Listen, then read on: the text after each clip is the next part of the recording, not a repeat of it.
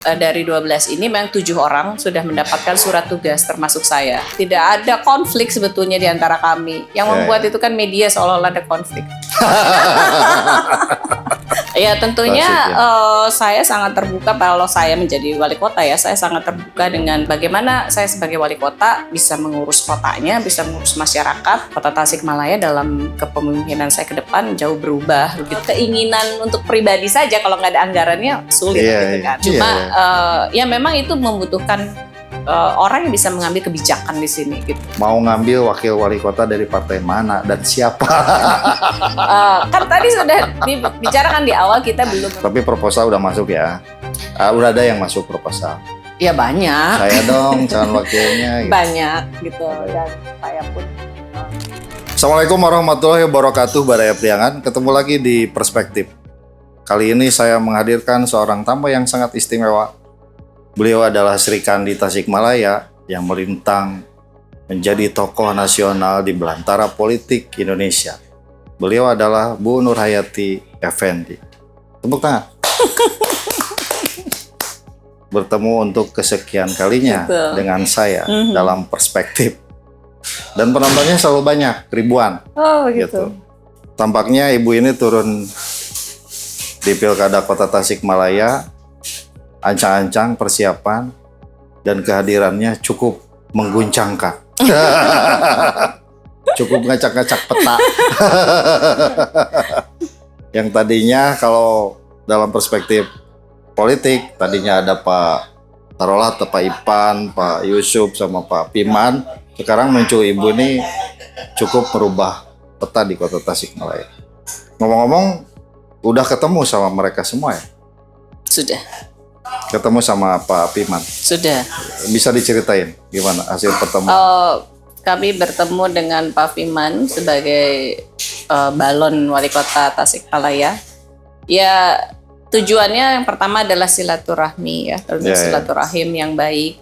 Kita walaupun berbeda partai politik, kita juga berkontestasi, tapi silaturahmi itu penting gitu kan, dijaga karena kita harus berpolitik yang santun, mempunyai etika.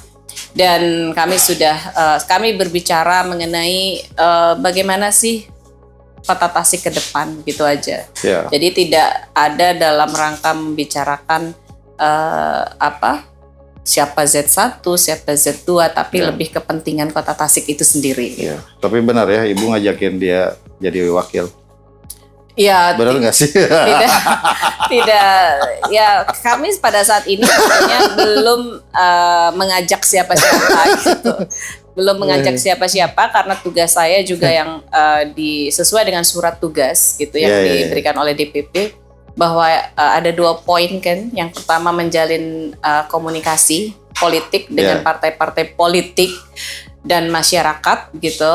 Yang kedua juga bekerja sama dengan seluruh struktur Partai Persatuan Pembangunan gitu. Jadi kami ini sekarang dalam rangka tadi 2 poin tersebut begitu. Jadi udah Pak Piman jadi wakil saya aja gitu.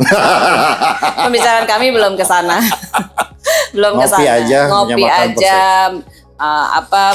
Melihat Kota Tasik hari ini begitu bagaimana. Jadi lebih kepada silaturahim aja. Ya. Kalau dengan Pak Yusuf? Sama. Saya lihat fotonya dengan partainya lengkap ya. Iya. Ada Daukar, ada betul. Sama, kita juga hanya silaturahim aja, membina komunikasi. Politik itu kan dinamis. Hari ini boleh jadi kita tidak bersama-sama, tetapi di ujung kita juga nggak tahu kan. Karena saya dengan Pak Fiman maupun Pak Yusuf belum membicarakan mengenai Z1 dan Z2. Kami hanya menjalin komunikasi. Mungkin kita ingin melihat apakah ada chemistry di antara kita mungkin ya. Bagaimana kita bisa membangun Kota Tasikmalaya. Oke, satu lagi tokoh penting yang saya mau tanyakan. Bocorin dong hasil pertemuannya. Katanya ibu sudah ketemu sama Pak Amir Mahfud juga ya? Sudah. Sama, itu pun sama hanya silaturahim aja. Lebih kepada kita membicarakan bukan hanya kontestasi di pilkada ini gitu Kota Tasik, tapi lebih ke garis besarnya saja begitu. Artinya kita membicarakan hal-hal yang memang nasional sebetulnya, bukan hanya di kota Tasikmalaya. Iya. Bagaimana Pak Amir Mahmud juga sangat concern terhadap P3 gitu, karena beliau juga dulu P3, keluarganya itu P3, pernah membesarkan P3, pernah mendorong Pak Budi Budiman juga untuk menjadi masuk P3 dan juga menjadi wali kota begitu ya. Sehingga kami berbicara mengenai lebih kepada P3 ke depan itu harus besar loh gitu. Jadi maksudnya jangan sampai P3 itu hilang, jangan sampai tidak punya apa-apa lagi di kota Tasikmalaya ini terutama ya. Gitu, apalagi di nasionalnya gitu. Oke. Karena P3 ini sudah mendeklarasikan calon wali kota tunggal di DPC itu. Sudah sampailah ke DPW juga. Tentu informasi ini sudah menyebar. Sehingga masyarakat melihat, oh tampaknya ini P3 sudah mendukung Ipan Diksan yang bukan kader. Gitu. Malah kalau saya lihat medsos kader-kader P3 itu mereka sudah aktif mensosialisasikan sampai di grassroots, mengenalkan dan mungkin untuk mengenalkan Ipan Diksan ini sebagai calon dari wali kota dari P3. Tanggapan Ibu bagaimana? Iya, tanggapan saya itu sah-sah saja, boleh-boleh saja. Karena memang Pak Ivan Diksan kan sudah berkomunikasi dengan P3 mungkin sudah agak lama. Dan Pak Ivan Diksan pun melalui penjaringan P3 pada saat itu membuka pendaftaran, sehingga Pak Ivan Diksan itu mendaftarkan, bukan hanya Pak Ivan Diksan, mendaftarkan banyak gitu. Dan diadakan fit and proper test, lalu dianggap ada 1-2 orang yang memang bisa direkomendasikan oleh DPC untuk menjadi balon wali kota Tasikmalaya dari Partai Persatuan Pembangunan gitu. Nah, tetapi dikarenakan P3 mungkin kita ketahui semua lah, kita mempunyai 12 kursi sebetulnya kan calon di parlemen. Tetapi sampai saat ini kita belum berhasil bisa masuk di parlemen dikarenakan parliamentary threshold-nya ini kurang dari 4%, sehingga muncul kebijakan dari DPP hasil Mukernas gitu. Dari hasil Mukernas ini ditetapkan bahwa dari 12 kursi ini akan mendapatkan apresiasi gitu. Jadi salah satu yang bisa ditawarkan oleh DPP P3 ya tentunya menjadi calon dari pilkada di setiap daerah atau dapilnya begitu. Nah, sehingga dari 12 ini memang 7 orang sudah mendapatkan surat tugas termasuk saya. Jadi kalau surat tugas saya itu merupakan kompensasi atau apresiasi atas kursi kami gitu. Yang memang sudah berhasil memberikan kursi kepada P3, hanya belum bisa dilantik di parlemen. Oke, Ibu sendiri sudah melakukan komunikasi tentunya dengan Pak Ivan Diksan. Pak Ivan Diksan. Iya, tentunya saya yang namanya Pak Ivan juga kan bukan orang baru ya buat saya, karena kan sering ketemu juga pada saat saya jadi anggota DPR RI, punya acara di Pemkot, beliau sebagai sekda, dan sebelum Pak Ivan sebagai sekda pun kami sudah sering berkomunikasi karena kita memberikan program-program yang masuk ke Kota Tasikmalaya. Tentunya kami harus bekerja sama dan berkoordinasi dengan pemerintah Kota Tasikmalaya. Jadi kalau dengan Pak Ivan itu sebenarnya sudah lama perkenalan saya gitu, bukan hanya karena kontestasi ini. Jadi untuk membangun komunikasi yang baik, tentunya kami harus bertemu. Dan saya sudah bertemu dengan Pak Ivan Diksan. Beliau pun sama-sama kita menyadari gitu bahwa ini adalah kontestasi, tapi kontestasi itu juga harus realistis begitu. Dan Pak Ivan pun menyadari itu bahwa beliau juga harus realistis. Ya, dengan target-targetannya ya. Apalagi sekarang dia sudah mau pensiun. Betul. Kan? Dia harus realistis ya. Daripada Jong mungkin ya harus ikut. Kan? Ibu hati-hati sekali, senyum-senyum aja kalau. Oke, di belakang Pak Ipan itu ada Pak Budi Budiman. Yang dulu Ibu sama beliau itu bersama-sama terus. Ibu dorong juga kan wali kota bantu-bantu program. Yang saya tahu ya, mengusahakan bandara, pembangunan rumah sakit lah, apalah gitu kan, infrastruktur yang ada di kota kan dulu sama-sama. Sudah komunikasi sama Pak Budi? Tentunya sudah, karena kan Pak Budi ini kan Ketua Despilkada ya untuk DPC Kota Tasikmalaya yang tentunya berada di setiap kandidat yang mendaftar. Calon kandidat dari P3, bukan hanya di belakangnya Pak Ivan Diksan gitu.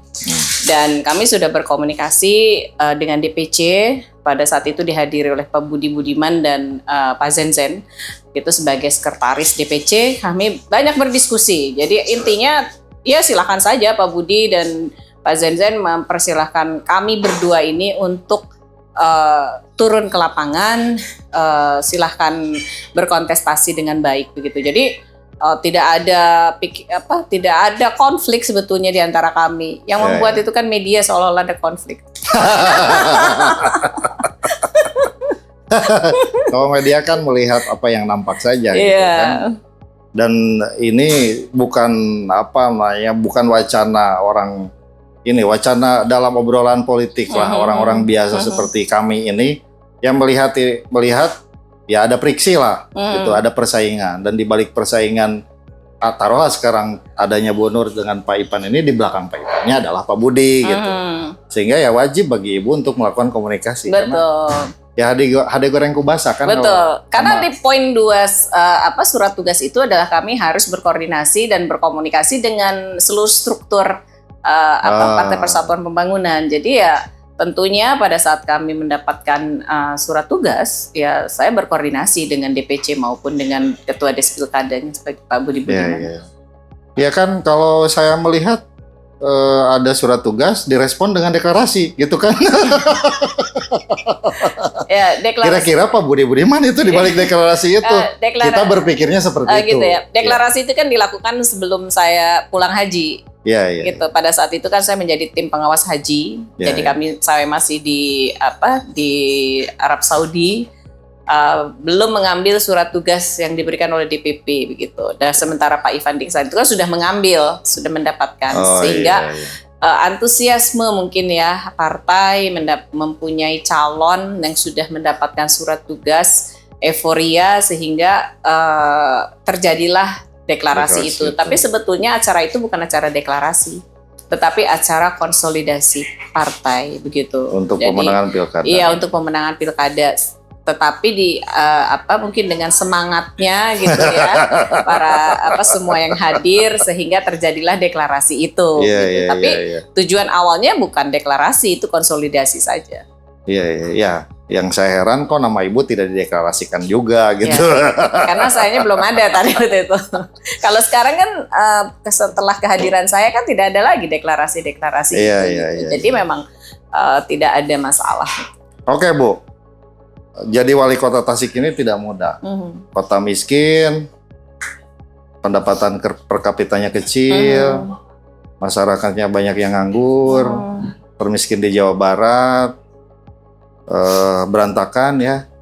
Apanya yang berantakan ini? Ya tata kotanya berantakan, sampah nggak selesai-selesai gitu kan. Lalu banyak sekali, ini kota yang sangat problematik sekali. Kok Ibu ngambil risiko? Ya tadi juga saya menerima masukan dari tokoh-tokoh masyarakat gitu ya.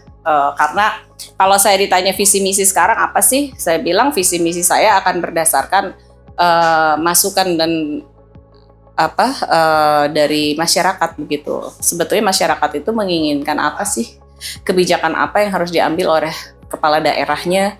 Program-program apa? Karena kan visi misi itu pasti akan diturunkan dalam kebijakan nantinya. Dalam kebijakan akan diturunkan melalui program-programnya, begitu ya, mengatur anggaran setelah ada program. Nah ini sangat penting masukan dari peran masyarakat dalam memberikan masukan kepada kami, saran, keinginan, harapan gitu ya, bagaimana Kota Tasik ini nanti ke depan. Ya memang kita ketahui ada 3 kota kabupaten yang termiskin di Jawa Barat, salah satunya memang Kota Tasikmalaya. Jadi kalau kita lihat bahwa Kota Tasikmalaya itu kenapa sih gitu ya menjadi kota termiskin? Kalau saya lihat begitu, kalau jumlahnya mungkin saya nanti lihat, tapi kalau tadi menurut DPRD bahwa kita masih di atas 8% kan. 10,sekian. Iya, masih di atas 8%. Jadi targetnya katanya Kota Tasik itu dengan wali kota yang baru harus bisa 8% menurunkan kemiskinan di angka 8%. Ya kalau kita lihat masalahnya memang yang pertama adalah pembangunan ekonomi yang tidak merata tentunya. Gitu ya, kan. Karena ada daerah yang maju, ada daerah yang tidak ada pembangunan sama sekali gitu. Jadi mereka tidak mempunyai income gitu ya untuk kehidupan sehari-harinya, sehingga pemerataan pembangunan itu sangat penting nantinya. Jadi program-program itu harus dibuat begitu pembangunan itu merata di seluruh kecamatan gitu. Dan kalau kita melihat dari Kabupaten Bantaeng ya kita bisa melihat gitu. Yang saya pelajari kenapa sih Bantaeng itu sekarang menjadi salah satu kabupaten termakmur di Sulawesi Selatan. Karena yang dilakukan oleh kepala daerahnya pada saat itu yang pertama adalah mereka membangun infrastruktur peningkatan ekonomi di daerah yang memang sangat kurang gitu. Jadi yang kecamatan termiskin itulah yang disasar dahulu gitu. Jadi karena kan kalau pembangunan terus seperti sekarang mungkin di sekitar alun-alun ini kan sudah luar biasa pembangunan. Tetapi di daerah lain tidak ada begitu ya. Di pinggiran itu. Iya, jadi memang adanya ketimpangan dalam pembangunan pemerataan ekonominya memang. Jadi ini adalah salah satu tugas wali kota ke depan bagaimana bisa daerah-daerah yang kurang beruntung saat ini bisa mendapatkan kesempatan yang sama.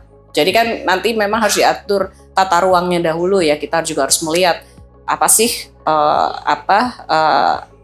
potensi dari setiap daerah atau kecamatan yang ada di Kota Tasikmalaya tentunya berbeda-beda. Ya. Dan yang kedua kurangnya akses pendidikan. Ya kalau kita lihat fasilitas pendidikan mungkin ya. Lalu dari kompetensinya pengajar mungkin itu yang harus kita tingkatkan. Ya kalau pendidikan kan banyak mungkin tapi akses untuk sekolahnya daya belinya terus pendidikan dan dan kita juga harus melihat bahwa bagaimana anak-anak ini mudah sekolah kan gitu. Jadi artinya pendidikan gratis 12 tahun tuh harus dijalankan dengan APBD kita. Jadi memang sudah diperintahkan ya menurut Undang-Undang Dasar Republik Indonesia tahun 1945 itu bahwa biaya pendidikan itu anggaran pendidikan harus 20% gitu. Jadi kalau misalkan di Kota Tasikmalaya ini itu kan minimal. Kalau di Kota Tasikmalaya ini dikatakan kita sulit akses pendidikan gitu ya untuk semua orang bisa sekolah gitu kan dari SD sampai dengan ke SMA gitu. Tentunya anggaran untuk pendidikan ini memang tidak boleh dikurangi, bahkan mungkin perlu ditambah gitu. Untuk meningkatkan akses pendidikan di sini dan yang sehingga kita bisa menyerap banyak orang sekolah, tetapi juga tentunya fasilitas pendidikannya juga harus dipenuhi kan gitu ya. Dari gedungnya, dari perlengkapannya, dari guru-gurunya juga harus ditingkatkan kompetensinya gitu. Jadi pengetahuannya dan keterampilannya lain-lain. Dan kalau kita lihat juga kita melihat peluang kerja terbatas tadi ya, sehingga munculnya pengangguran ya di Kota Tasikmalaya. Dan kalau kita lihat bahwa pengangguran terbesar di Kota Tasikmalaya itu berasal dari sarjana S1 gitu. Kita banyak universitas di sini, banyak perguruan tinggi, tetapi kita tidak bisa menyerap lulusan-lulusannya gitu. Nah itu juga suatu masalah tersendiri. Makanya tadi saya katakan kalau kita bicara bonus demografi itu 2030, di Kota Tasikmalaya sudah terjadi bonus demografi itu. Kan kita bisa lihat pemilih Gen Z dan milenial itu kan 52% ya ada di Kota Tasikmalaya. Iya.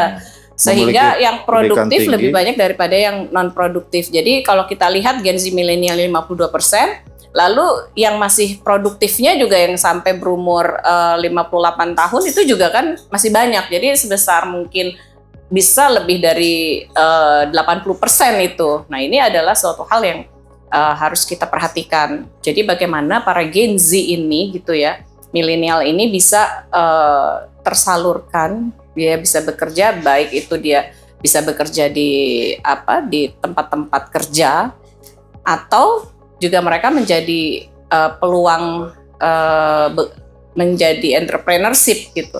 Nah, ini juga harus kita lihat dengan peningkatan keterampilan tentunya bagi anak-anak muda ini. Jadi tadi pagi juga saya bertemu Karang Taruna, saya juga meminta organisasi kepemudaan ini untuk bisa mengkaderisasi gitu anak-anak muda.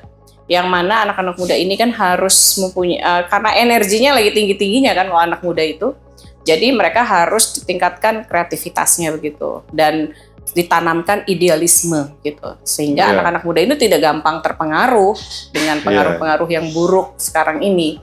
Dan kalau mereka didorong kreativitasnya, tentunya mereka juga akan bisa menyalurkan energinya itu ke dalam hal-hal yang positif begitu kan. Ya, ruangnya mesti diberikan. Iya, harus diberikan. Jadi jangan memperhatikan hanya yang dilihat hanya anggotanya saja, tetapi terhadap anak-anak muda gitu, harus sekelilingnya. berorientasi pada anak-anak ekonomi muda, produktif lah ya. Iya, anak-anak muda. Jadi merangkul. Jadi kalau misalkan dilihat, saya bilang sekarang ini apa sih yang mengeresahkan di Kota Tasikmalaya itu geng motor misalkan. Gitu. Dan saya bilang ini adalah tugas kalian Karang Taruna sebagai anak-anak muda, pemuda gitu yang bisa mendekati anak-anak muda kan begitu. Kalau kita kan mendekati anak muda, mungkin mereka nggak mau terbuka terhadap kita kan, karena dianggapnya kita orang tua yang sering ngomel, marahin kan gitu ya. Tapi kalau anak muda dengan anak muda kan pasti lebih terbuka, sehingga jangan dijauhi, justru anak-anak ini harus dirangkul, diberikan motivasi, diberikan pendidikan yang maksudnya pendidikan itu kan bisa diberikan edukasi gitu ya. Seperti mereka mungkin nanti membuat forum diskusi untuk curhat ya, anak-anak muda ini kan perlu didengar. Sehingga Karang Taruna ini nanti bisa memotivasi mereka, memberikan dukungan, support, karena anak-anak ini butuh support sebetulnya, butuh dukungan dari sekitarnya. Perlu ada hubnya mungkin. Iya, perlu ada hubnya, dan juga program mengenai bantuan-bantuan sosial juga harus diperhatikan gitu. Oke, terkait dengan peluang usaha itu tentu didorong oleh investasi, dan Bu Nur ini sudah membuktikan kan, membuka akses Tasik ini. Iya. Gitu. Sebetulnya harapan saya pada saat bandara itu gitu ya. Kami berharapannya itu adalah bisa membuka peluang ekonomi di Kota Tasikmalaya. Dan itu kan ini kan keterampilan Ibu, lobbying gitu kan di tingkat pusat. Nah, itu yang diharapkan oleh Tasik sebenarnya. Karena bagaimanapun investasi harus ini. Ada rencana apa untuk mendongkrak investasi ke Ya tentunya saya sangat terbuka kalau saya menjadi wali kota ya. Saya sangat terbuka dengan kerjasama dengan organisasi lainnya gitu ya, yang sering memberikan bantuan-bantuan terhadap daerah-daerah yang memang membutuhkan kan. Dan keduanya juga mungkin sister city dengan beberapa negara yang memang bisa terjalin kerjasama gitu. Dan yang ketiganya juga terbuka bagi para investor yang ingin berinvestasi di Kota Tasikmalaya selama ini menguntungkan untuk masyarakat gitu. Dan tentunya investasi itu kan ada dampak positif dan dampak negatifnya. Tetapi saya akan memilih investasi yang lebih banyak memberikan dampak positif dibandingkan dampak negatif. Dan kalaupun ada dampak negatifnya, kami juga ingin meminta kompensasinya apa bagi Kota Tasikmalaya, misalkan terhadap lingkungan dan lain-lain.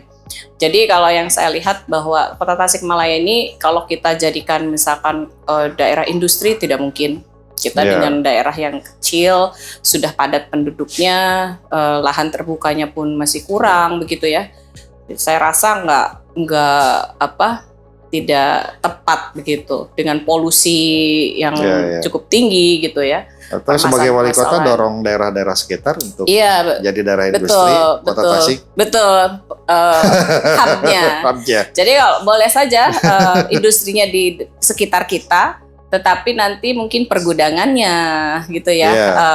perdagangannya itu Iya. melalui Kota Tasikmalaya, karena kan Kota Tasik itu kita lihat di tengah-tengah nih, Iya, iya. dikelilingin beberapa kabupaten kota. Ya, jadi Nah. wali kota Tasik kan bukan hanya ngurusi rakyat yang ada di sini, karena kan Betul. ini kan pasar Iya betul. dan hub ekonominya di Betul, sini betul. untuk daerah sekitar Karena kabupaten kan tadi Ciamis. isu sosial di kita itu kan banyak, isu ekonominya juga ada gitu kan. Jadi kita harus bisa memberikan dampak yang positif bagi masyarakat. Bagaimana saya sebagai wali kota bisa mengurus kotanya, bisa mengurus masyarakat, memberikan sesuatu hal yang diinginkan begitu oleh masyarakat, dan juga kita inginnya ya Kota Tasikmalaya dalam kepemimpinan saya ke depan jauh berubah begitu. Oke.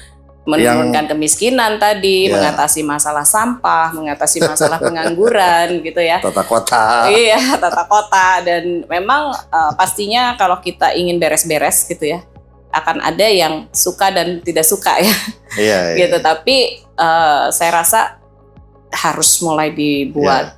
Kalau kita lihat Kota Tasikmalaya ini kan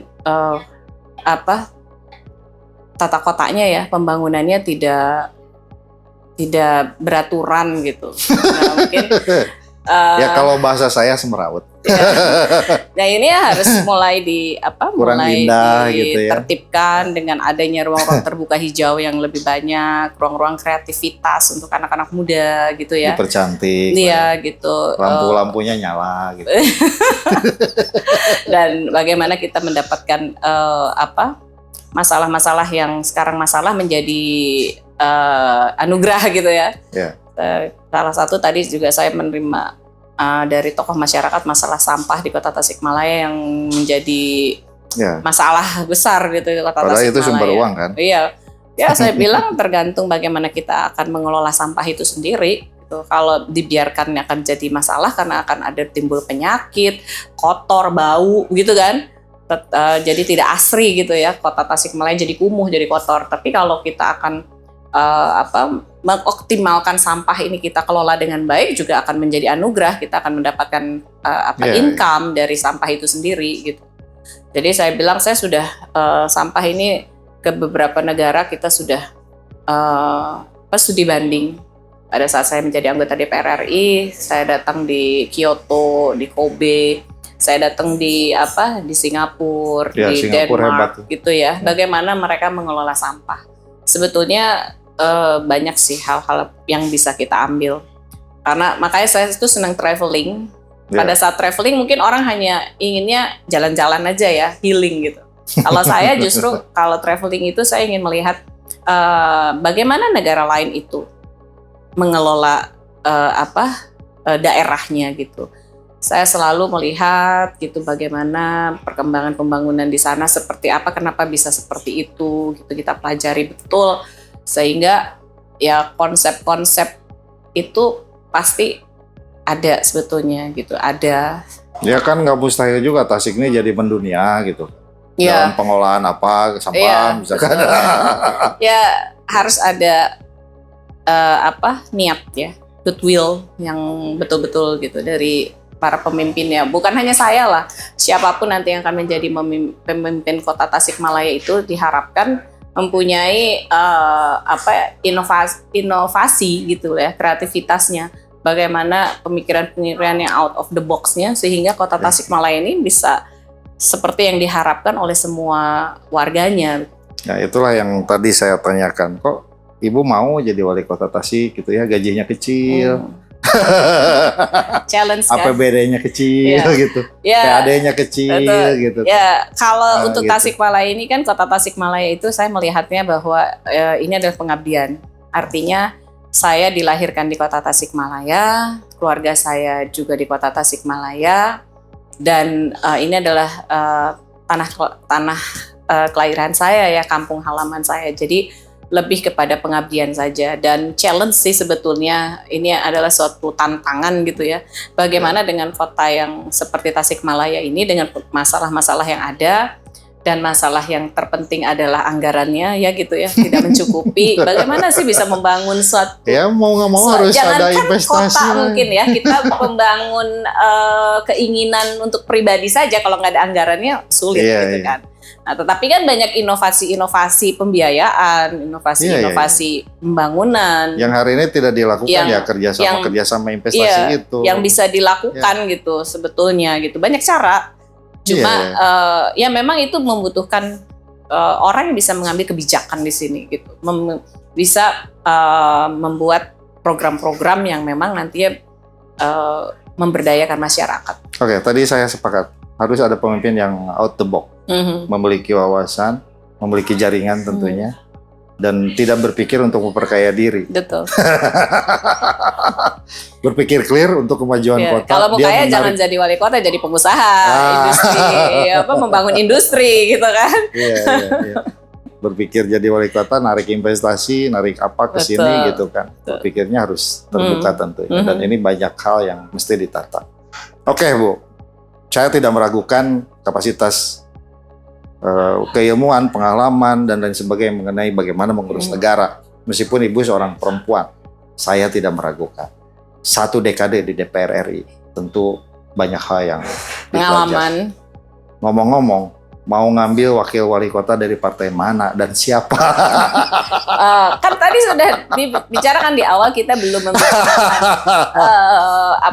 membicarakan Z1 maupun Z2 gitu. Jadi saya sekarang ini masih memposisikan diri saya bahwa saya menjalankan tugas yang diberikan oleh partai, harus berkoordinasi, harus menjalankan komunikasi politik bersama terhadap tokoh-tokoh. Nah, itu yang baru saya jalankan gitu. Jadi politik itu kan dinamis, dalam perjalanannya pasti Belum ketemu. menentukan waktu. Ya jadi seperti jodoh lah. Sekarang belum ada hilalnya gitu kan. Tapi kan di tengah jalan mungkin ketemu gitu. Iya. Pastinya sekarang juga sudah banyak calon-calon wali kota maupun wakil wali kota yang mumpuni, yang layak gitu ya. Baik secara pengetahuan, secara network gitu ya, secara di dalam politik juga sudah teruji begitu kan. Nah, tapi tentunya kalau untuk menentukan calon gitu, itu kan harus yang punya chemistry, yang nantinya itu kita bisa bekerja sama, bukan saling bukan saling menikung gitu ya, tapi kita juga harus bisa bekerja sama untuk bisa saling diandalkan kan gitu. Jadi kita ini berdua harus bisa bekerja sama membangun kota Tasikmalaya. Jadi jangan sampai nanti tengah jalan yang satu ke kanan, yang satu ke kiri akan terjadi tidak harmonis, justru mengganggu nantinya kebijakan-kebijakan kita gitu. Yang kalau kita ada pertentangan, jadi tentunya kalau memilih istri kan harus yang ada chemistry-nya dulu kan, ketertarikan gitu, dan keduanya. Sekarang juga, belum ada chemistry dari para calon yang muncul. Iya. Karena sekarang tahapnya masih tahap pengenalan gitu. Ya kan? Jadi kita belum bisa melihat secara ininya ya, secara pastinya, tapi tentunya nanti ada saatnya lah kita pasti menentukan. Tapi proposal udah masuk ya? Udah ada yang masuk proposal? Ya banyak. Saya dong calon wakilnya. Gitu. Banyak gitu. Dan saya pun tidak terlalu bisa memberikan harapan ya, karena saya pun belum mendapatkan SK kan. Belum mendapatkan SK dari P3 begitu. Gak mau PHP-in orang. Gitu. Jadi saya bilang ayo kita sama-sama dulu deh menjalin komunikasi, lalu kita jalan juga bersama di masyarakat begitu ya, dengan banyak orang, sehingga nanti kita bisa lihat aspirasi masyarakat seperti apa, karena peran masyarakat itu penting. Ya. Waktu kita hanya sebentar lagi, tanggal 27 Agustus sudah harus pendaftaran kan? Sudah pasangan ya? Ya kan, pembukaan pendaftaran di bulan ini kan, tanggal 27 kan? 27 Juli, Agustus. Pembukaan. 27 Agustus pembukaan. Ya. Waktunya bentar lagi. Penetapannya 27 September ya? Oke, penetapannya. Berarti kan harus daftar di tanggal 27 Agustus. Ini ada waktu 1 bulan. Ya. Itu kan sebentar sekali, bukan lama. Iya, sebentar, tapi kalau dalam politik itu Ya yang sebentar bisa jadi lama, yang lama bisa jadi Kasih saya bocoran, clue-nya, parameternya atau kriteria calon wakil wali kotanya yang seperti apa. Ya tadi saya katakan. Cuma itu aja. Iya, tentunya kita harus punya satu visi ya. Visi misi yang sama, keinginan yang sama gitu. Oke, backgroundnya apa saja. Iya. Birokrat gimana? Birokrat oke. Punya pengalaman kan di dalam pemerintahan gitu. Oke. Berlatar belakang partai politik oke juga. Oke, artinya sudah mengerti politik gitu ya. Dan pengusaha? Ya pengusaha juga oke. Nggak ada yang tidak baik gitu ya. Semuanya baik asal tua atau muda? Oke juga. Oke juga. Nggak masalah ya sama tua juga. Mau. Yang penting masih ada nyawanya aja.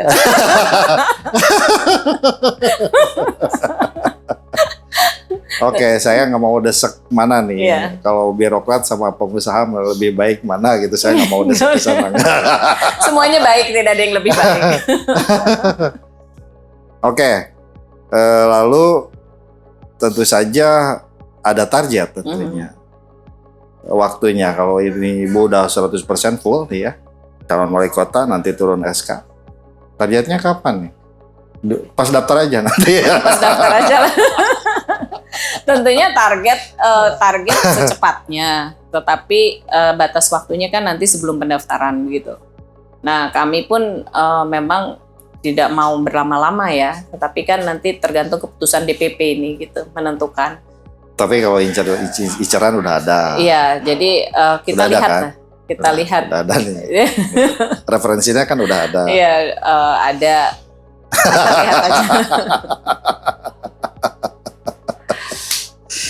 Oke, terima kasih Bu Hajah Nurhayati Effendi. Mudah-mudahan lancar segala urusan konsolidasi sekarang ya. Saya melihat banyak sekali tokoh ini ya. Tokoh perempuan, tokoh agama, tokoh ini. Kayaknya dukungan sekarang mulai deres ya. Dan saya pun sekarang ini membangun komunikasi silaturahim dengan pendiri P3 begitu ya. Yang P3 kan didirikan dari 4 fusi kan. NU, Parmusi, PSII dan Perti ya. Jadi saya sudah bertemu dengan NU, saya bertemu dengan Parmusi, saya sudah bertemu dengan PSII begitu ya. Jadi untuk mengajak kembali membangun P3 dimulai dari pilkada ini. Gitu. Luar biasa, ini ide dari mana ini?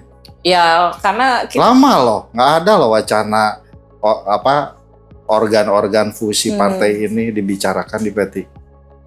Malah karena seperti apa ya, keluar dari akarnya. Ya, karena kita kan harus evaluasi juga kan, kenapa P3 seperti sekarang gitu ya, bisa gagal parliamentary threshold. Kami lihat bahwa banyak sekali tokoh-tokoh P3 lama begitu dan pendiri-pendiri P3 ini yang tidak diakomodir mungkin gitu. Jadi saya menginginkan ini dikembalikan seperti dahulu bahwa pendiri P3 itu ada 4 fusi dan 4-4-nya ini harus diakomodir begitu. Berarti sekarang Ibu fokus dan saya akomodir di dalam pilkada ini gitu. Ya. Berarti sekarang fokus, sekarang komunikasi dengan Nahdlatul Ulama, dengan Parmusi, dengan PSI, dan nanti juga akan dengan Perti.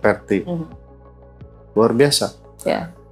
Kami ingin kita bersama. Masa didirikan lalu ditinggalkan kan? Iya. Nanti deklarasi dong nih organ-organ ini ya. Iya, semoga bisa kita satukan kembali. Kita buat.